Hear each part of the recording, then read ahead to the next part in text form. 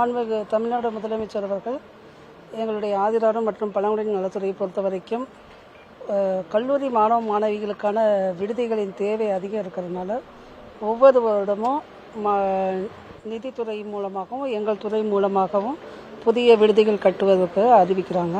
இப்போ கல்லூரியில் சேரக்கூடிய மாணவிகளின் எண்ணிக்கை மாணவர்களின் எண்ணிக்கை அந்த 1000 ரூபாய் கொடுக்கறதுக்கு அப்புறம் ரொம்ப அதிகமாயிட்டனால அதுவும் கோயம்புத்தூர், திருச்சி, சேலம், மதுரை இந்த மாதிரி முக்கியமான நகரங்களில் தேவை அதிகம் இருக்கிறதுனால நிறைய ஹாஸ்டல்ஸ் நாங்கள் கட்டிக்கிட்டு இருக்கோம்.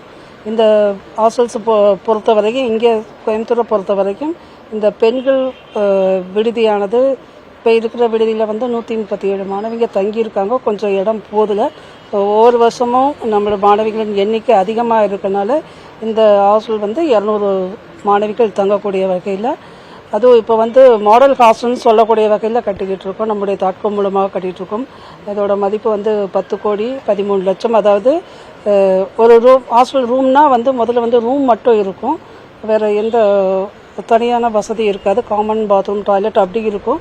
ஆனால் இப்போ ஒரு ரூமுக்கு 6 ஸ்டூடெண்ட்ஸும் தங்குற அளவுக்கு டேபிள் சேரு, காட்டு, ஃபேன் வசதி எல்லாமே அதே போல் உள்ளேயே அவங்க ரூமுக்குள்ளேயே அட்டாச்டு பாத்ரூம், டாய்லெட் எல்லாமே இந்த வருஷத்துலேருந்து, அதாவது சென்ற வருஷம் சென்னையில் ஒரு ஹாஸ்டல் ஆரம்பித்தோம். ஸோ அந்த மாடல் பேஸ் பண்ணியே இந்த இப்போ கட்டுற எல்லா ஹாஸ்டலும் அந்த மாதிரி தான் கட்டிகிட்டு இருக்கோம். ஓவராலாக தமிழ்நாட்டில் எங்கெங்கெல்லாம் நம்ம ஆதிதிராவிட நலத்துறை சார்பாக புதிய கட்டடம் கட்டிருக்கோம்? ஓவரால் தமிழ்நாடுன்னா நீங்கள் போன வருஷம் 100 கோடி நாங்கள் அறிவித்தோம்.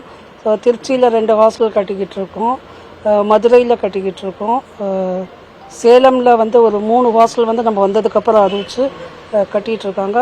இந்த வருஷத்தை பொறுத்த வரைக்கும் ஒரு 5 ஹாஸ்டல் 75 கோடியில் கட்ட போகிறோம். இனிமேல் தான் அதெல்லாம் ஒர்க் ஆரம்பிக்கும். இது சென்ற வருஷம் நிதியாண்டில் அறிவித்தது எல்லாம் கட்டிக்கிட்டு இருக்கிறது பில்டிங்ஸ்.